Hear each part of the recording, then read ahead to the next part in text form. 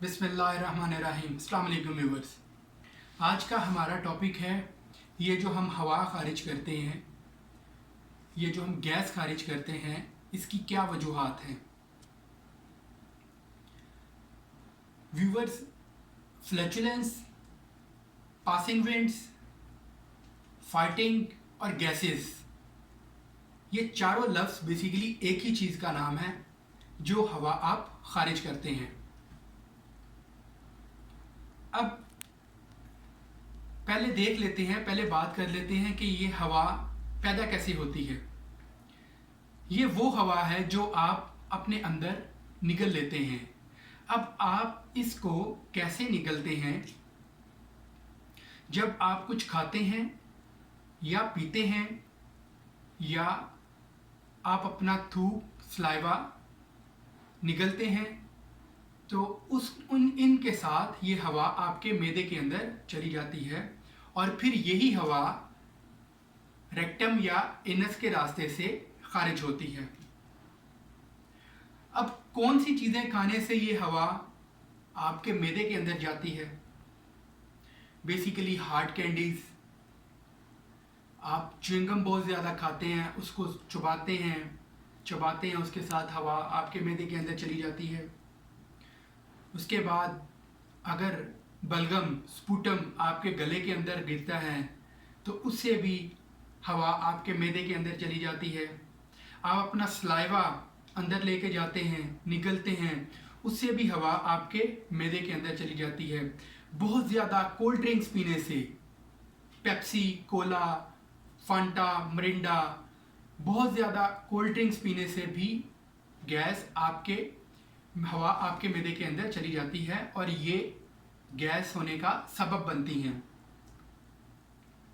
Viewers, अगर आप खाना तेज़ तेज़ खाते हैं तो उससे भी हवा आपके मैदे के अंदर चली जाती है। और बेसिकली आजकल के मॉडर्न लाइफस्टाइल ने तो बिल्कुल ही खाना खाने का तरीका बदल दिया है। जो अपने आप को ज़्यादा एडवांस बताते हैं वो तो खड़े होकर खाना खाते हैं, जो बिल्कुल गलत तरीका है। जब आप खड़े होकर खाना खाते हैं तो आपके पेट के मसल्स वो नीचे को निकले होते हैं, वो बाहर को निकले होते हैं।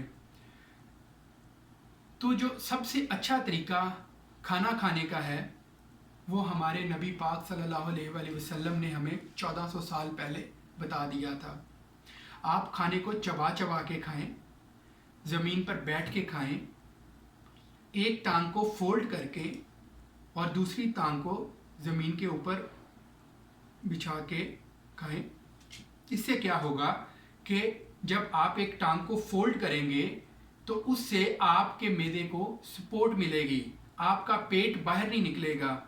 आपका जो व्यूवर्स, आपके जो मैदे का साइज़ है वो ये है। अब इसमें होता क्या है कि जब आप खाना खाते हैं, जब आप बहुत ज़्यादा खाना खा लेते हैं तो इसमें क्या होता है कि ये मैदा ये स्ट्रेच करता है। बेसिकली ये मैदा स्ट्रेच करता है और जिससे बहुत ज़्यादा खाने से आपका पेट बाहर आ जाता है।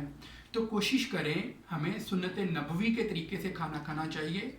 थोड़ा खाना चाहिए, भूख को रख के खाना चाहिए और इस अपने मैदे के साइज़ के अकॉर्डिंगली खाना चाहिए। इसी तरह हम बात करते हैं, जो लोग पानी पीते हैं, खड़े होकर पानी पीते हैं, एक ही सांस में पानी पी लेते हैं, तो उनको भी गैस का मसला होता है। अब पानी आपको खाने से पहले पीना चाहिए, खाने के बाद बिल्कुल भी पानी नहीं पीना चाहिए। पानी बैठ के पीना चाहिए, वो सुन्नत नबवी के अकॉर्डिंग पीना चाहिए, 3 सांसों में पीना चाहिए। अब जब आप पानी खाने के बाद पीते हैं तो वो आपके डाइजेशन टाइम को बढ़ा देता है, जिससे मैदे में गैस पैदा होती है और आपके मैदे को काम ज़्यादा करना पड़ता है। अब कुछ लोगों को खाना खाते वक्त सोशल मीडिया यूज़ करने की बहुत ज़्यादा आदत है, मोबाइल यूज़ करने की, टीवी देखते हैं, न्यूज़ देखते हैं, तो उसमें इस केस में भी उनके मैदे में गैस बनती है, क्योंकि वो बहुत ज़्यादा हवा अपने अंदर निकल रहे होते हैं। तो कोशिश करें अपनी इस लाइफस्टाइल को चेंज करें, अपनी इस हैबिट को चेंज करें। जो लोग बहुत ज़्यादा सिगरेट पीते हैं, जो लोग खाने के बाद सिगरेट पीते हैं या खाने से पहले सिगरेट पीते हैं, उनमें भी गैस का मसला, बहुत ज़्यादा गैस का मसला देखा गया है।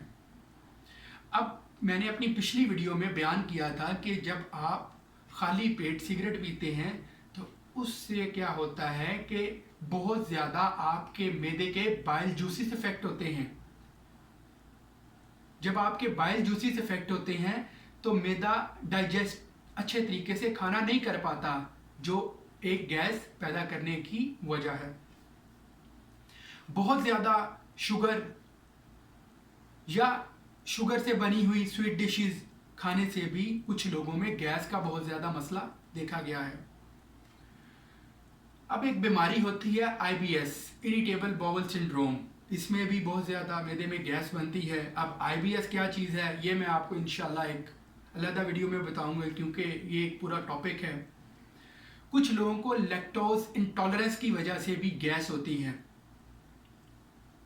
अब लैक्टोज इंटॉलरेंस में क्या होता है, कुछ पेशेंट्स में लैक्टेज एंजाइम्स बहुत कम मिकदार में होता है। अब जब वो दूध, दही या इनसे कोई भी बनी हुई चीज़ें खाते हैं तो उनके मैदे में गैस इस वजह से पैदा होती है क्योंकि लैक्टोज एंजाइम्स की कमी होती है। अब लैक्टेज एंजाइम्स क्या करेगा, वो लैक्टोज की ब्रेक डाउन करेगा। तो जब लैक्टेज एंजाइम की कमी होगी तो उससे लैक्टोज की ब्रेक डाउन अच्छे तरीके से नहीं होगी, जिससे डाइजेशन टाइम बढ़ जाएगा और गैस बनेगी। बहुत ज़्यादा स्पाइसेस खाने से भी, मिर्च मसाले वाली चीज़ें खाने से भी गैस बनती है। बहुत ज़्यादा स्ट्रेस लेने से भी गैस बनती है। आपको, अगर आप सोचते हैं, आपका माइंड हर टाइम बिजी रहता है, सोच में, तफकीर में रहता है, तो ये भी एक वजह है आपके मैदे में गैस बनने की। अब बात करते हैं कि जो लोग खाना कब चबाते हैं, खाने को अच्छे तरीके से नहीं चबाते और उसको स्वेलो कर लेते हैं, उनमें भी गैस बनती है। उसकी वजह क्या है कि जब आप खाने को चबाए बगैर स्वेलो कर लेते हैं, जब खाना आपके मैदे से स्मॉल इंटेस्टाइन में जाएगा तो वहाँ पे बैक्टीरिया होते हैं। वो बैक्टीरिया इस खाने को डाइजेस्ट करते हैं। तो जाहिर बात है आपने चबाने वाला काम तो नहीं किया, वो काम फिर आपके मैदे को करना पड़ेगा, आपके इंटेस्टाइन में करना पड़ेगा। वो बैक्टीरिया करेंगे फिर काम, जिससे गैस बनती है। जिन लोगों में गैस्ट्रिक जूसेस कम रिलीज होते हैं उनमें भी गैस पैदा होती है और ये भी एक वजह है बहुत ज़्यादा गैस बनने की मैदे में। तो व्यूवर्स, ये थी कुछ वजूहात गैस के बनने की। अब बात करते हैं कि रमज़ान के अकॉर्डिंगली कि रमज़ान में लोगों को गैस का मसला क्यों होता है। अब रमज़ान में लोगों का लाइफस्टाइल बिल्कुल गलत है।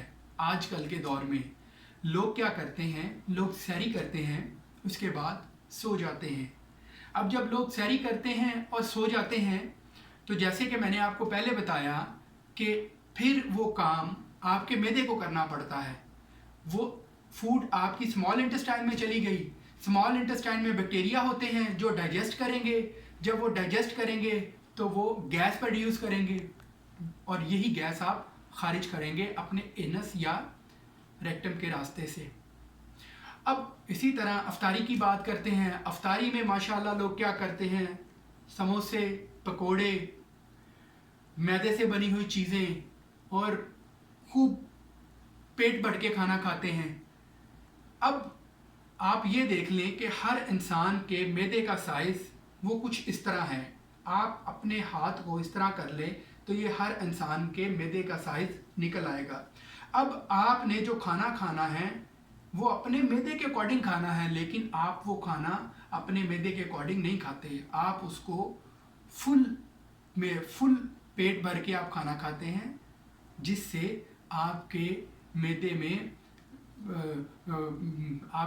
में गैस पैदा होती है। अब जब आप वाइट फ्लोर वाली, स्टार्च वाली चीज़ें खाते हैं तो उससे डाइजेशन टाइम आपके मैदे का बढ़ जाता है, जिससे गैस पैदा होती है। कुछ लोगों में, कुछ पेशेंट्स में देखा गया है कि वो बंद गोभी या फूल गोभी या स्टार्च या कोई दालें वगैरह खाएं तो उनमें भी गैस पैदा होती है। तो व्यूवर्स, ये थी कुछ वजूहात जिनसे गैस पैदा होती है। तो मेरी अपने व्यूवर्स के लिए एक एडवाइस है कि जब आप रमज़ान में खाना खाएं, सहरी या अफ्तारी करें, तो सहरी में आप थोड़ा सा सहरी करने के बाद 15-20 मिनट कोई 100 कदम, कोई 200 कदम या थोड़ी सी जितनी आप वॉक कर सकते हैं वो वॉक करें। और अफ्तारी में आप एकदम सारा खाना नहीं खाएं, अपने खाने को डिवाइड कर लें। खजूर और दूध से, पानी से आप अपना रोज़ा अफ्तार करें। थोड़ा सा फ्रूट खा लें अगर आपके पास पड़ा है, अपनी डाइट को डिवाइड कर लें। फिर 12 बजे खा लें, 11-12 बजे आपको भूख हो आप तब खा लें। फिर इसी तरह जब आपको सहरी हो, लाइट सा सहरी में खा लें। तो अपने खाने के टाइम को डिवाइड करें, 2 घंटे बाद, 3 घंटे बाद, तो इंशाल्लाह फिर आपको गैस पैदा नहीं होगी। तो व्यूवर्स, ये थी कुछ वजूहात गैस की। ये गैस कैसे बनती है, क्यों बनती है, इसकी क्या वजूहात हैं। तो इंशाल्लाह व्यूवर्स, मिलते हैं अगली वीडियो में इसके इलाज के साथ। दुआ में याद रखिएगा। अल्लाह हाफ़िज़।